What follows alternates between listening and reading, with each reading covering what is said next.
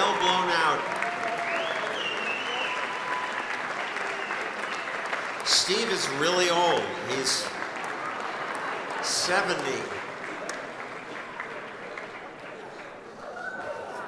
I'm sad to say that I was a year ahead of him at college.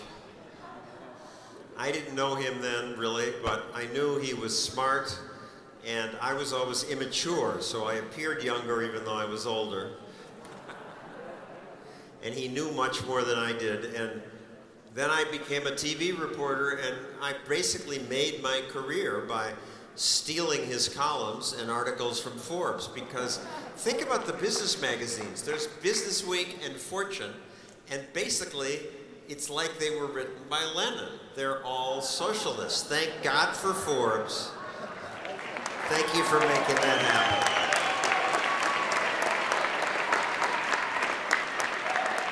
Wow. Well, you may have been immature, but I wish I looked as young as you today.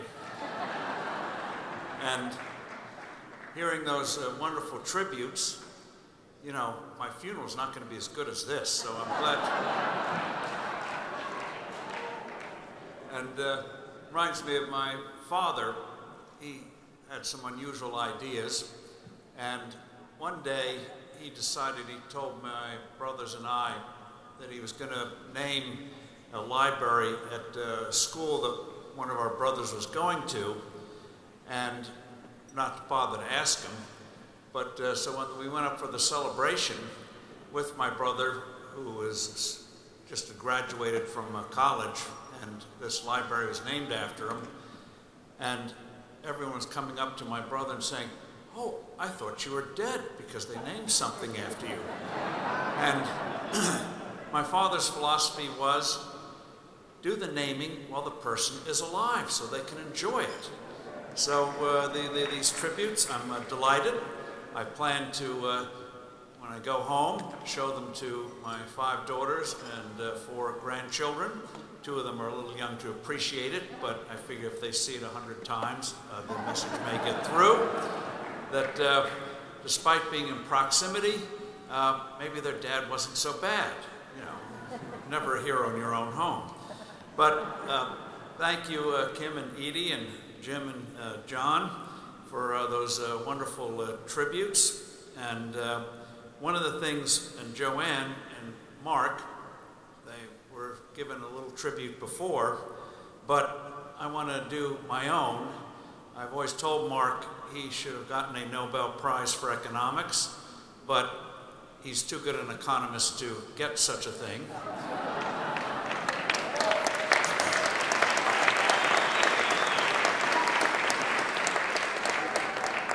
He actually has some knowledge as to how the real world works. So well, that's already an immediate disqualifier. And what they've done with FreedomFest is quite an achievement. We all sense that. 10th anniversary, over 2,000 people here. What Joanne is doing with the Anthem Festival is remarkable, using a medium to get out the truth. And while we all, those of us who scribble, are now hit the keyboard, and one of the wonderful things about capitalism is that people keep coming up with products that we learn we can't live without, and even if we're illiterate technologically, I mean, the one thing I loved about the iPad was that you could hit it and something happened. And you know, this is what it's about. You don't have to know anything to make these work. You don't have to be an engineer or physicist to drive a car. And so, too, you don't have to know a thing about technology to be able to use it to the fullest. So what Joanne and Mark have done and will be doing is remarkable. And what they also really exemplify is what makes progress possible. Whether it's creating cooperative networks, remember iPencil, Fee, Mark had worked there for a while. Fee, the great iPencil story from the 1950s, 60s, about what it took to make a simple pencil, remarkable networks of cooperation. Without people even realizing it, capitalism enables people to learn to interact with others, whether it's working at McDonald's, you learn to show up on time, you learn to try to get along with your colleagues, learn to try to please customers, and in terms of meeting the needs and wants of others. And I think it was Steve Jobs who was once asked, do you do marketing surveys? He said, no, because they don't know what they want until I show them. And he did not suffer from a lack of self-esteem, but what he hit upon was a great truth. And George Gilder hits this, and others, and that is entrepreneurship is about giving. Now you may think you're doing it for yourself and blah, blah, blah, but you're putting something out there and you have no real assurance, unless the state is forcing it, that people are going to actually use it. Or if they use it, it may not be in a way that you had intended. But you're putting it out there. And as Gilder and others have observed, over the years, it's constant experimentation, learning from failure, and making things better. And so what Mark does here, and Joanne does here, is by bringing us together. We're not a supply chain, but going back to the fairs in medieval times, merchants all over Europe would come together. Yeah, they'd buy and sell with each other, but they also were brainstorming for figuring out what is happening. Where should we go? What should we watch out for? They created their whole new body of law that is part of the U.S. Commercial Code today. They didn't do it from government, they did it themselves, going across borders. And so too, FreedomFest, bringing minds together, and one, reassuring each other we're not alone, but creating, exchanging ideas, and being more of a force for good. And the need for that is crucial for two basic reasons. One is people often resist new things. And we have to create an environment where we once had this belief in this country in progress. We knew sometimes it was disruptive, but we figured it laid the basis for a better future. Instead of fearing the future, we embraced it. And there's another reason. George Gilder this morning in a session talked about Polynesian islands. He wrote a foreword to a new book called The Final Standard, Gold Standard, by Nathan Lewis. It's online. You can buy it in paperback, but he wrote the foreword for it.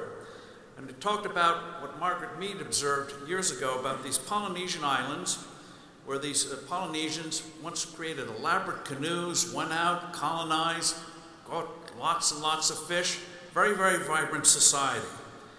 And then somehow the skills slipped away. And they became small, isolated islands. And Margaret Mead, she asks, if simple men on islands forget how to build canoes, might more complex people also forget something equally essential to their lives? In this case, it's the gold standard.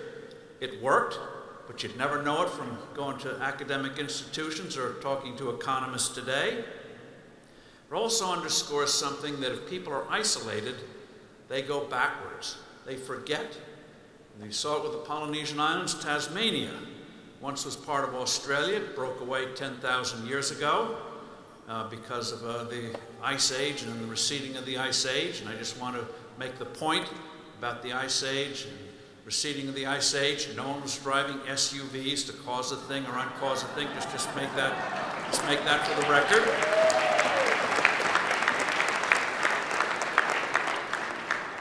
But also that Tasmania, people, historians, archaeologists going there, discovered that after this 10,000-year separation meant they went backwards. They weren't interacting, and therefore they went backwards instead of forwards. We have to interact. Some of us can be splendid in isolation, but most of us can't. And so you saw it with China. We all heard about, if you haven't read it, about Chinese mariners in the 1400s, early 1500s, were ahead of many ways the Europeans in terms of navigation skills, shipbuilding skills.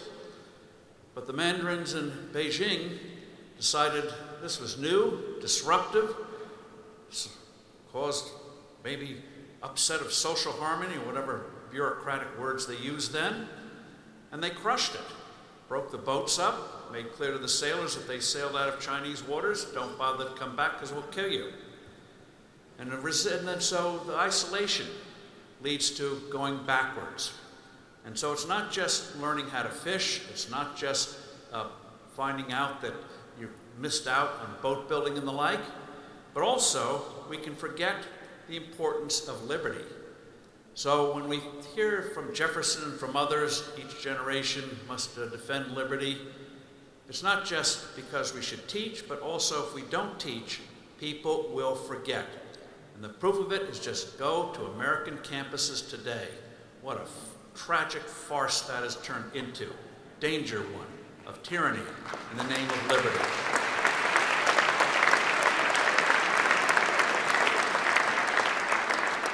And so FreedomFest is part of this getting together and making sure we remain vibrant instead of stagnating and being like those old Polynesians looking at the water, absolutely baffled about what it holds or the promise that it could hold. They completely forgot it. And the importance of it, too, is an aspect of human nature.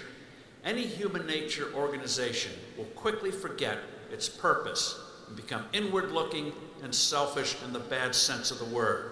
Forget what it was they were there for. We see it happen all the time. See Northcote Parkinson, the great British historian. I love that name. I've told you this before, but I love this name. Only the Brits could have had a name like C. Northcote Parkinson. Just rolls off the lip. And with an English accent, the girls just love it. C. Northcote Parkinson.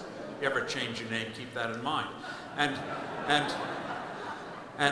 back in the 1950s, Parkinson was doing a history of the British Navy. And he noticed something peculiar after World War I. After the World War I, everyone thought we were not going to have a big war anymore, so the British sharply downsized their Navy. They had the biggest in the world, so they're mothballing ships, laying off dock workers, discharging sailors. And as Parkinson dug into the records at the time, which at the time people didn't notice, was that the Navy got smaller, the government agency running the Navy got bigger. Fewer sailors, more bureaucrats. And he came up with the truism that the size of an organization often has nothing to do with the amount of work it's supposed to achieve. It'll just grow like a monster movie. And so, that's why free markets are not only about creativity, they're also about accountability. Accountability. Because in free markets, if you start to mess up, others are going to put you out of your misery. And that's why we got to fight bailouts. That perpetuates failure instead of allowing the old to pass away and the new to come in and make our lives better. And so one of the other things to keep in mind about failure, we learn in life. We never emerge in this world knowing everything. We learn from our mistakes, and hopefully, like the constant experiments, we become better at it. But as John Tamny, friend John Tamny, he's not an economist, but he writes about it, because he isn't one, he's very knowledgeable about it. He makes the point that the place with the most failing businesses in the country, not Chicago, not Detroit, it's Silicon Valley. You go out there, 8 out of 9 out of 10, the startups fail. But that constant churn, constant innovation, constant learning is how you get the big successes. So you see it happen all the time.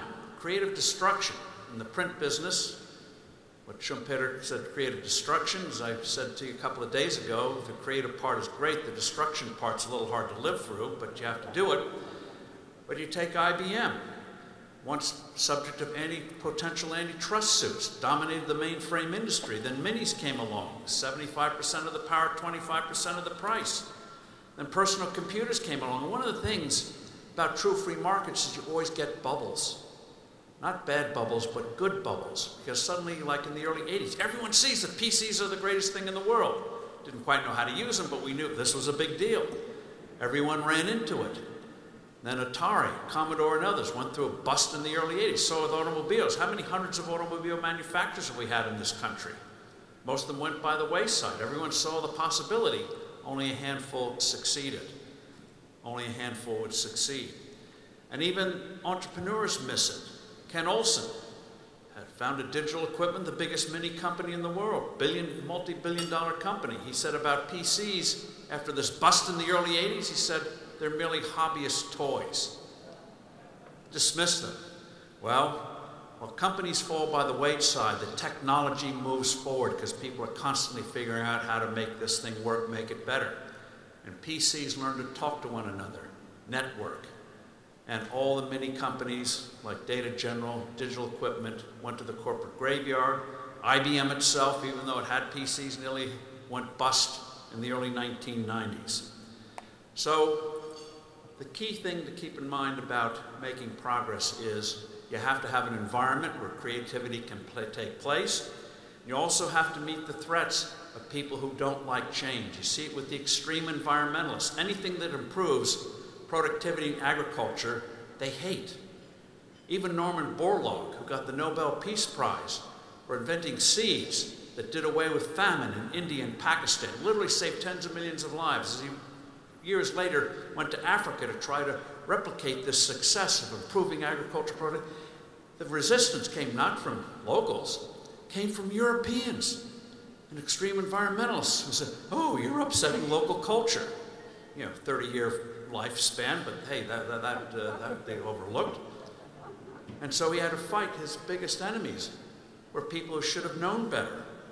Instead, they try to resist these breakthroughs that would improve people's lives, let them live longer. And so we know what the threats are today. Not understanding money. Republicans like Paul Ryan coming up with a border adjustment 20% sales tax in the name of tax cuts. I mean, George Orwell must be spinning his grave and saying, I was right. Tax increases are tax cuts. Okay. Ministry of Truth would have loved that one. And this worshiping, the Bible talked about worshiping false idols. Well, if they update the Bible, they'll have to include the Congressional Budget Office, as I told you the other day. This idea that they can... As I also mentioned, they're so dull, the CBO, with these dry projections that never work out. As I mentioned, at least the Romans had Vestal Virgins, make it a little more sexy when you did this hocus pocus. And then regulations. We all talk about it, but right now I think, and our friends at Competitive Enterprise Institute and others will, I think, confirm this. Maybe I'm too low on this, but there are over 300,000 rules that have the force of federal law. As we know, Congress passes about 120 new laws a year. Regulatory agencies, anywhere from 3,000 to 5,000 a year that have the force of law. They're not a fourth branch of government, but they've become virtually a branch of government and have far more power and lack of accountability. Now we're starting to make some inroads on some of these independent agencies, but you're all familiar with the book, Harvey Silverglade, 3 felonies a day. You have a position of responsibility, you're committing felonies and you don't even know it. My favorite example, because it's so vivid of the idiocy of all this, is you have a pooch, a dog. They have these flexible leashes so you don't choke the pooch anymore. If it decides to run, you can be a little more nuanced in how you handle the doggy. And so, but if you take the dog to federal property and your leash, flexible leash, when you run it all out is longer than 6 feet, you've committed a federal crime. It's insane. It happens all the time. Licensing. It's amazing. Everything you would want to do now has to be licensed. There's a story among zillions out there, this woman in Pennsylvania. People would buy property, buy houses out there, rent them, but because they weren't there, they couldn't take care of them.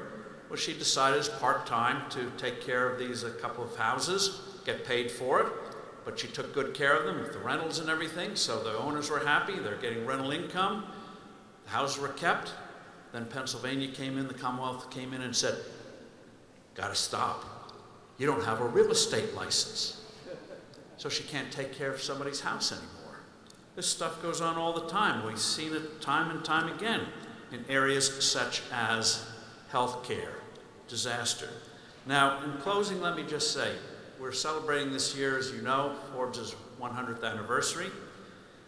It's amazing what's happened since 1917. It shows the resiliency of entrepreneurship. We have just a little bit of freedom, how much you can do. Despite the 2 world wars, the Great Depression, the rise of totalitarian ideologies, and so much else, capitalism, which I'll touch on in a second, going into very bad odor, our lives today are infinitely better than they were 100 years ago. Leprosy, gone. Bible would talk about the lame. Well, now you have a bad knee, change it. You know, you need a new pen, buy one, knee, change it. Same thing with hips, you can change it. So the life improves. Antibiotics, statins, I mean, everything. So much better. That's no big deal now. Many people are blessed they can live into the 80s and 90s and live decent, good quality lives. As Matt Ridley and others point out, deaths from natural disasters down 98% in the last 100 years. Not because the weather, a little bit, yeah, maybe the weather's gotten a little better. Al Gore, take note. But 90. But the big thing is, we have structures that can better withstand these disasters. I was talking at the table about earthquake, San Francisco, 1989. Contrast the death toll there with the 1906. Yes, 1989 was not quite as bad as 06. But thankfully, only a handful of people died. In 1906, 4,000 died. Not just from the quake, but from the fires that swept the city after the quake. You find that these big disasters come in places where they don't have a high standard of living, but thanks to capitalism, that is becoming rarer and rarer. Haiti shouldn't happen anymore. Get a little free enterprise, allow free enterprise there. When a disaster hits, the death toll won't be what we have today. Let me just hit on one little story, though, about how we have to fight resistance to change. My favorite story in that is ulcers. I'm old enough to remember when ulcers were something that you got from stress, mother-in-laws, and things like that. And they prescribed a regime of pills and milk that was 99% water and 1% milk, all the toast that you couldn't eat, just bad stuff. These two Aussies discovered, or thought they discovered, that the real cause of ulcers was bacteria. You treat it with antibiotics and it goes away. The medical profession said this is garbage. They wouldn't even publish their stuff.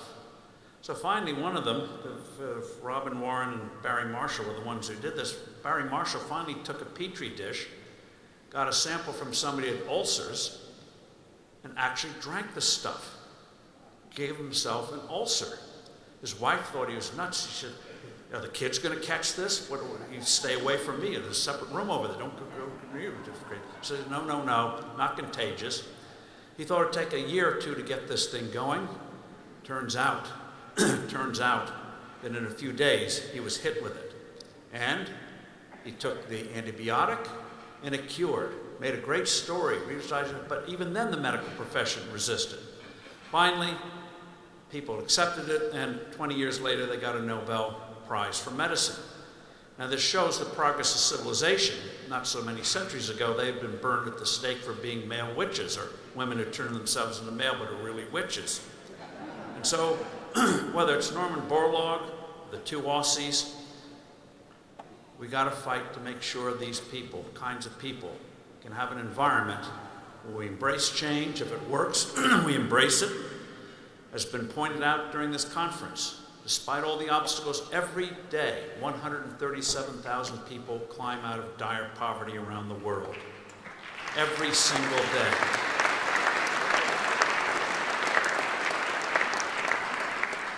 And so, in terms of the bad odor of capitalism, and as John pointed out, I use the word deliberately because it's precisely one I'm told even by my kids. Don't use it, you turn it off, you'll upset the editor. All right, I'm old enough where I don't care. But we should just remind ourselves, how did it happen that this wonderful system that enables us to improve ourselves and also improve the lives of others, it's true commerce has never been treated well by the popular culture. No one liked playing the landlord, no one likes money lenders, that's been true. But really in this country, being anti-capitalist really took force really about 100 years ago. Now the progressive movement was around, the idea that experts can run everything. But it was the First World War, the greatest human-made disaster in history, that really turned capitalism into something seen as really bad. In 1917, when the US entered the war, we and other governments massively increased the size of government. In this country, the government took over the railroads, took over the telephone companies, took over the telegraph companies. Now, that was a heady experience for those bureaucracies. Now, long story short, after the war, the American tradition kicked in. Government was sharply downsized. Tax rate, which went up to 77%, was cut by the mid-20s down to 25%. National debt was reduced by a third. It looked like the old American tradition. You have a big war, you fight it, then you downsize. But then came 1929. At the time, in closing, the government was spending, federal level was 3% of GDP. I know that's a number, it's late, but 3% of GDP. Local spending, about 10. About a third of what it is today proportionately. And we had the most sophisticated, prosperous economy in the world, so we weren't some backwards place. In terms of charity, we had those extraordinary networks of charity. In England, they call them friendly societies. Even back in the late 1800s, miners would get together in a friendly society and contract with a doctor. They'd have doctors bid, be able to treat the miners. So people learned how to take care of themselves before government came along. Unfortunately, the Depression came, and because people didn't realize it was caused by disastrous government policy, it was so unexpected, what happened was free markets were said to be inherently unstable, and without government intervention, they're always going to go off the rails. We haven't been able to get over that since. That's why groups like ours have a lot of history teaching to do. We got to do it. Even in education, in closing, in education, we tend to think today, public schools, both in England and the United States. In the United States, we had up to the 1870s, 1880s, these one-room schools. We think, oh boy, that was a disaster. Older kids taught younger kids, noise all over the place. Yet at the time, the US had the highest literacy rate in the world. We were a reader of newspapers. The job got done and the government wasn't involved. Imagine that. So even in education, people will make sure things are done if they're allowed to do it. So in closing, let's fight this idea that free markets are inherently unstable. Yes, Madison was right that we need rules, because we're not angels, but a handful of sensible rules, free people, and by golly, all of us will be better off. So if we want to get rich, we don't even have to go out to a slot machine. The machine will automatically give us money, because they'll know that we'll put it to productive use better than anyone else. Thank you very much. And thank you again, Mark. Thank you again, Joanne. I mean, all of you. God bless you. Thank you for my birthday cake.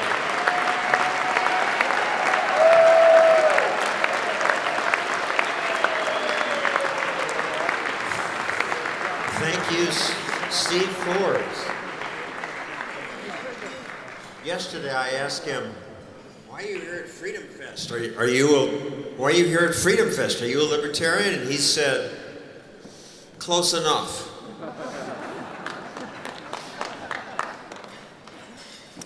Which is true. I quarrel with him about some things like Vestal virgins. They were chaste priestesses. I don't see why that's a commercial for the Romans. But Steve Forbes, more than anyone, has laid out the case for economic freedom, which is the most important thing to people's well-being. And we close with Mark Skousen, who, our host, makes that point year after year, and someday you'll win.